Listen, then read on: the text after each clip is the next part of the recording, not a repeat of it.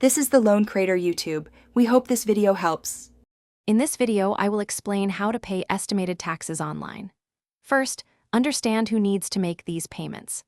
Many self-employed individuals, freelancers, and those with significant investment income are required to pay estimated taxes. This ensures you pay income tax, self-employment tax, and other taxes throughout the year, rather than a large sum at tax time. We will guide you through the simple steps to fulfill this important obligation, ensuring you stay compliant with tax regulations and avoid potential penalties.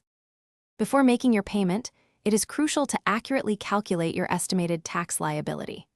This involves projecting your income, deductions, and credits for the entire tax year. The IRS provides Form 1040-S, Estimated Tax for Individuals, which includes a worksheet to assist you. Having your Social Security number or taxpayer identification number, along with your bank account and routing numbers, will streamline the online payment process. This preparation ensures a smooth and correct transaction. Now, let's make your payment. Navigate to the official IRS Direct Pay website, which is the most secure and convenient method. You will select Estimated Tax as the reason for your payment and specify the correct tax year. Carefully enter the exact amount you wish to pay and provide your bank account and routing numbers.